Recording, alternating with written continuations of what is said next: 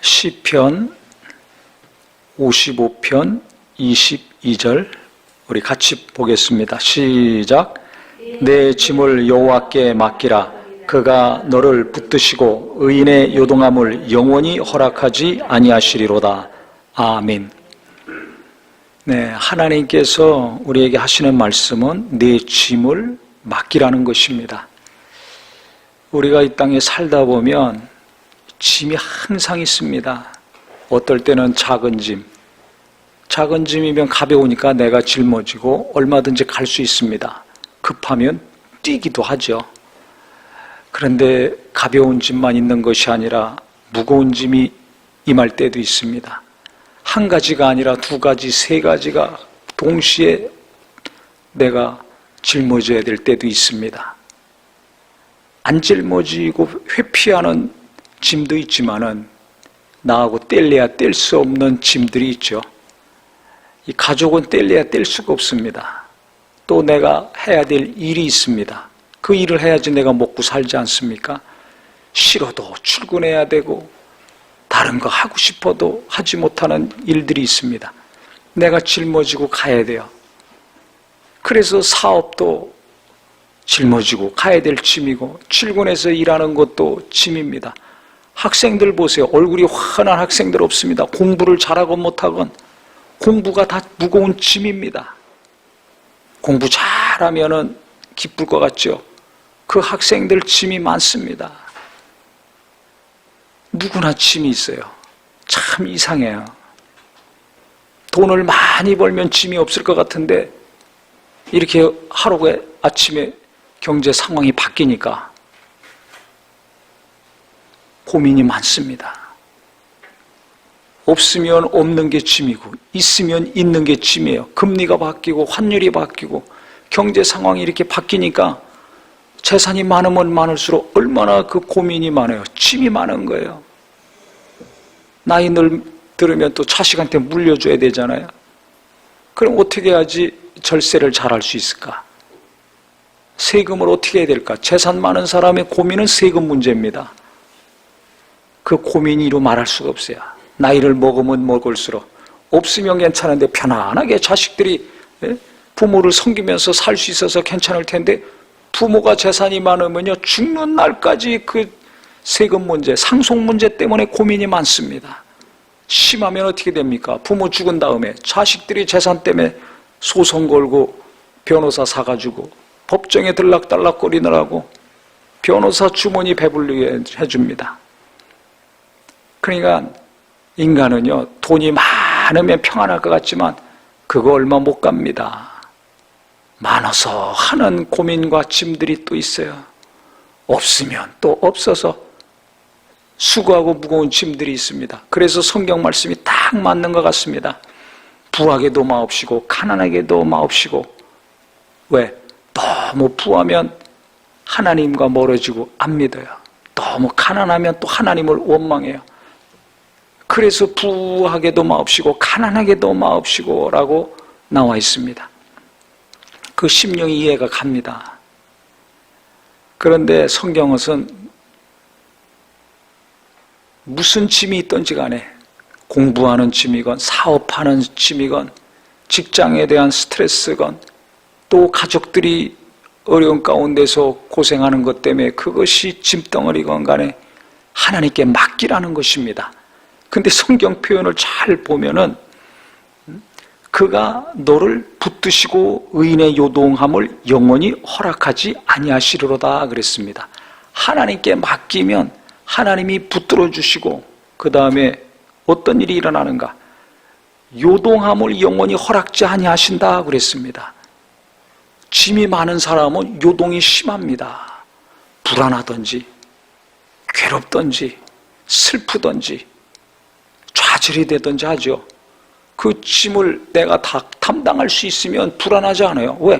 힘 좋은 사람들은 더 큰 짐 메고도 얼마든지 살 수 있습니다. 갈 수 있습니다.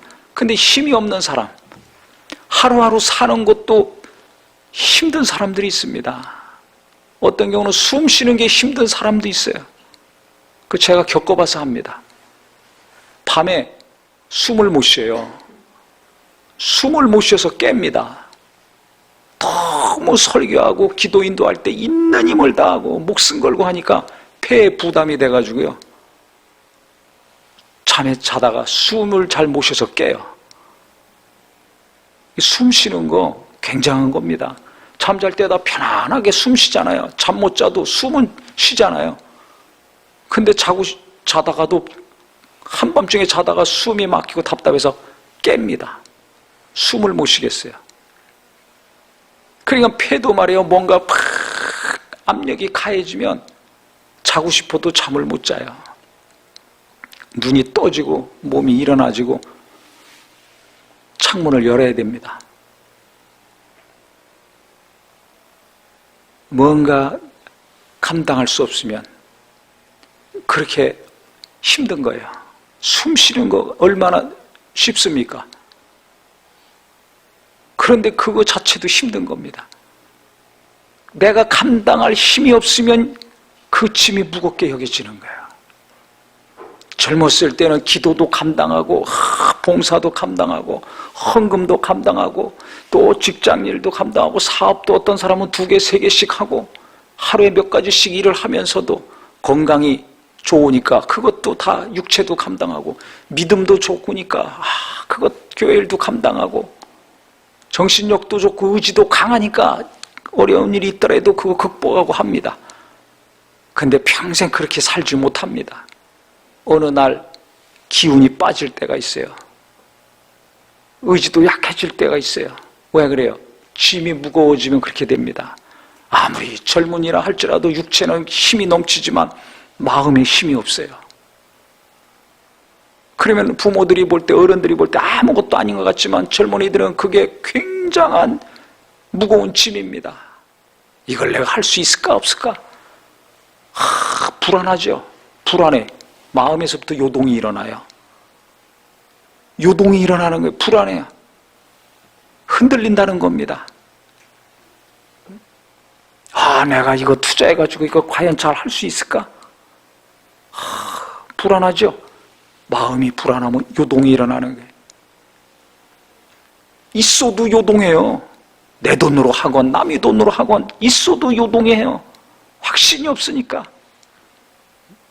이거 하다 안 하면 어떻게 하지? 이거 망하면 어떻게 하지? 불안합니다. 내가 아무리 지금 잘 되고 있어도 또 뭔가 상황이 바뀌면 얼마나 요동칩니까? 그 불안한 정도가 더 심합니다. 그러니까 짐이 무거울수록 어떤 짐이든지 짐이 내가 감당하기 힘겨울수록 내 마음은 요동치기 시작합니다. 참 이상해요. 그래서 예수님이 평안하라 평안하라 그렇게 많이 말씀하신 것 같아요. 우리가 평안할 때도 있지만 평안하지 않을 때가 더 많습니다. 요동칠 때가 더 많은 거예요. 그만큼 이 땅에 살면서 내가 감당하기 어려운 짐들이 많다는 증거입니다. 오늘은 평안했지만 내일 무슨 일이 일어날지 아무도 모릅니다. 가족들도 평안하고 밤에 다 잘 잤지만 아침에 일어나면서부터 애가 속썩일 때도 있고 남편이 속썩일 때도 있고 아내가 속썩일 때도 있어요. 부모가 갑자기 몸이 아파가지고 못 움직일 때도 있습니다. 교인들도 보세요. 이 집이 평안하면 저 집에서 전화가 와요. 이런 일이 있습니다. 기도해 주세요. 그 집이 평안하면 또 저쪽 집에서 전화가 오고 한시도 모든 교인들이 편하고 안전하고 건강할 때가 없어요. 명절 기간에도 또 급하게 연락이 왔어요. 기도해달라고 지금 병원으로 가고 있다고 응급실에 가고 있다고. 언제 어디서 무슨 일이 벌어질지 모릅니다. 그게 이 땅의 삶 아닙니까? 그때마다 어떻게 돼요? 내가 어려움 겪으면 내 마음만 막 요동칩니까? 가족들의 마음도 요동치죠. 가족들도 어려움을 겪었을 때 얼마나 온 가족이 힘듭니까? 막 요동칩니다. 그러면 어떻게 해야 되는가? 오늘 말씀처럼 하나님께 기도하죠. 기도가 뭐예요? 하나님께 맡기는 게 기도입니다. 내 힘으로 할 수 있으면 내가 어떻게 해서 끝냅니다. 금방 끝냅니다. 하지만 내 힘으로 할 수 없잖아요. 내 힘으로 할 수 없고 내가 가진 소유한 재물로도 할 수 없고 내가 지금까지 살아온 경험으로도 해결할 수 없는 것들이 항상 우리에게 있습니다. 그것들이 닥칠 때 어떻게 합니까? 기도가 저절로 나오죠. 기도할 수밖에 없어요. 어떤 기도합니까? 해결해 주세요. 도와주세요. 고쳐주세요. 나는 기도를 합니다. 그런데 가만히 제가 기도하면서 생각해 보니까 아무리 하루 종일 기도하고 무시로 기도하고 영어로 기도하고 말씀 붙들고 기도한다 할지라도 하나님께 맡기지 않으면 요동치는 마음이 줄어들질 않더라고요. 흔들리는 것이 멈추질 않아요. 계속 흔들려요. 언제 그러면 요동치는 것이 줄어들고 평안해지는가? 하나님께 맡기고 하나님이 알아서 하신다. 이 믿음이 생기는 순간에 마음이 잠시 평안해져요. 잠시. 그 다음에 또 좀 지나면 또 요동치죠. 그럼 어떻게 돼요? 아, 믿음이 없구나. 또 하나님께 맡겨요. 하나님께 맡겨요. 계속 맡겨요. 맡기는 기도 잘해야 된다고 제가 했는데 그게 진짜 맞습니다. 그래서 베드로전서 5장 7절에 너희 염려를 다 주께 맡겨라. 그가 돌보신다 했죠. 지금 시편에도 마찬가지입니다. 하나님께 내 짐을 맡겨라. 신약에서는 염려를 맡기라 그랬고 구약에서는 짐을 맡기라 그랬어요. 내가 감당하기 어려운 거, 내가 힘이 부족해가지고 믿음이 부족해가지고 지금 요동치고 있는 내 마음, 흔들리는 내 마음, 불안하고 염려하고 걱정하고 근심하는 이 문제 하나님께 맡기라는 것입니다. 그래서 우리 모든 성도님들, 내가 감당하기 어려운 거, 남들이 볼 때는 아무것도 아닌 것 같지만 창피해서 말은 못하지만 내가 지금 두려워하고 있는 거 있잖아요. 떨고 있는 거 있죠. 내가 감당하기 힘든 거예요. 그거 하나님께 맡기는 기도가 있기를 예수 이름으로 축원합니다. 계속 맡겨야 돼요. 맡겨야 돼. 그러면 하나님이 어떻게 해요? 붙드시고 요동함을 영원히 허락지 아니하시리라. 언젠가는 요동치는 것이 끝난다는 것입니다. 할렐루야. 얼마나 감사합니까? 이 말씀이 너무 은혜가 됐습니다. 언젠지 모르지만 그것이 오늘 밤이 끝날 수도 있고 내일이 될 수도 있고, 성경에 보면요, 저녁에는 울음이 가득해도 아침에는 기쁨이 있으리라, 이 말씀이 있습니다. 오늘은 눈물 콧물 흘리고 잠들었을지 모르지만 아침에 기쁜 역사가 일어날 수 있다는 것입니다. 하나님이 붙드시고 요동함을 멈추게 해주시면, 문제가 해결되면 평안이 임하게 되고 기쁨이 넘치게 되는 거 아닙니까? 그러니까 언제 이것이 이루어질지 모르지만 하나님은 반드시 붙들어 주시고 요동함을 멈춰 주신다. 불안을 끝내주시고 염려를 끝내주시고 평강 가운데 해결해 주시는 역사가 반드시 이루어진다는 것입니다. 그래서 우리가 기도할 때 정말 하나님께 맡기고, 하나님께 맡겼다면 하나님이 반드시 언젠지 모르지만 그 문제를 해결해 주시고 그 가족들의 마음에 평안을 주시고 이 내게 관계된 나를 계속 고통스럽게 하는 이 어려운 문제들, 이 문제 하나님이 붙드시고 도우실 것이라는 믿음이 있기를 예수 이름으로 축원합니다. 맡기는 건 했는데 믿음이 없으면 요동은 계속 일어나요. 그러니까 하나님이 능력 있다는 거 믿고 하나님이 살아계신다는 걸 우리가 인정한다면 하나님께 맡기는 것과 동시에 그분을 믿어야 됩니다. 그분이 일하신다는 걸 믿어야 됩니다. 그분이 붙드신다는 거 믿어야 됩니다. 그래서 요동치는 내 마음부터 속히 평안해지는 은혜가 있기를 예수 이름으로 축원합니다. 의인이 누굽니까? 하나님을 의지하는 게 의인입니다. 우리가 하나님을 의지하잖아요. 그렇기 때문에 하나님을 의지하는 사람, 죄를 짓더라도 하나님을 의지하니까 회개하는 거 아닙니까? 악인은 절대 회개하지 않습니다. 하나님을 의지하지 않습니다. 악한 꾀를 쫓아서 삽니다. 죄인에게 항상 들어가서 어둠과 타협하면서 일합니다. 항상 교만합니다. 그런데 우리는 하나님 앞에 낮아지려고 그러고 하나님 뜻대로 살려고 그러고 주의 뜻대로 살지 않았을 때는 회개하느라고 정신없잖아요. 그러니까 하나님 뜻대로 살려고 하는 사람, 회개하며 사는 사람, 하나님을 의지하는 사람은 반드시 불안한 거, 요동치는 마음, 요동치는 가정, 요동치는 사업, 요동치는 직장일 하나님께서 붙잡아 주시고 평강으로 해결해 주신다는 겁니다. 이 하나님의 말씀이 믿음이 되기를 예수 이름으로 축원합니다. 그래서 56편 11절에 보면요, 이 말씀이 있습니다. 내가 하나님을 의지하였은즉 두려워하지 아니하리니 사람이 내게 어찌하리이까. 많은 사람들이 나를 어렵고 힘들게 할 때가 있어요.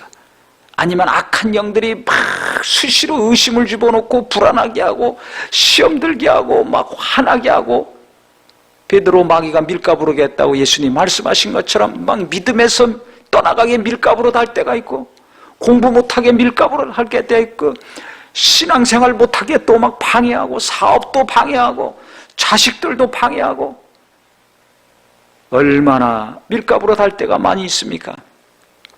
또 이 사람이 속 안 새기면 저 사람이 속 새이고, 이 사람 때문에 문제가 해결되면 저 사람이 또 고통스럽게 만들고, 아랫사람이건 윗사람이건 옆사람이건 가족도 부모가 속색일 때가 있고 자식이 속색일 때가 있어요. 자식들이 속 안 새기면 또 남편이 속색일 때가 있어요. 남편이 속 안 새기면 또 형님이 속색이고 동생이 속색일 때가 있어요. 이상하죠? 가족 몇 명 되지도 않는데 자식 하나 둘 셋 낳았는데도 돌아가면서 속색일 때가 얼마나 많습니까? 그런데 성경에 뭐라고 그랬습니까? 하나님을 의지하면 어떻게 된다는 거예요? 두려워하지 아니하리니 그랬어요. 그러니까 하나님을 의지하는 사람, 하나님께 내 문제건 내 가족의 문제건 내게 관계된 일을 다 하나님께 맡기고 의지하는 사람은 두려워하지 않는다 그랬습니다. 믿음이 있는 사람 두려워하지 않습니다. 뭘 두려워하지 않아요? 사람을 두려워하지 않아요. 아무리 속색이고 아무리 괴롭히고 아무리 어떻게 한다 할지라도 사람이 내게 어찌하리오 그랬어요. 우리는 어떤 사람들이 막 괴롭힐 때가 있어요. 직장에서 괴롭히는 사람들이 있죠. 사업할 때 항상 괴롭히고 방해하는 사람들이 있죠. 신앙생활 하려고 그러면 또 막 회방하는 사람들이 있습니다. 그거 두려워하지 마시기 바랍니다. 어떤 사람은 아주 의도적으로 악의를 가지고 괴롭힐 때가 있습니다. 이때는 진짜 숨 못 쉽니다. 잠도 못 잡니다. 겪어보신 분은 알 거예요. 아주 분명한 목적과 의도를 가지고 나를 공격하고 막 괴롭히고 무너뜨리려고 하는 사람들이 있습니다. 이때는 진짜 잠 못 자요. 멀쩡했던 사람이, 천사 같던 사람이 돌변해가지고 막 잡아먹을 듯이 덤벼들고 죽이려고 할 때가 있습니다. 그때는 어떻게 해야 되는가? 오늘 이 말씀 기억하세요. 절대 잊지 마세요. 내가 하나님을 의지하였은즉 두려워하지 아니하리니 사람이 내게 어찌하리요? 내가 하나님 앞에 거리낄 것이 없다면, 잘못했으면 회개하고 빛 가운데 드러나고, 그래서 하나님 앞에서나 사람 앞에서나 거리낄 것이 없고 잘못한 것이 없고 다 한대하다면, 아무리 누가 나를 죽이려고 하고 넘어뜨리려고 한다 할지라도 그 사람이 손 못 댄다는 것입니다. 할렐루야.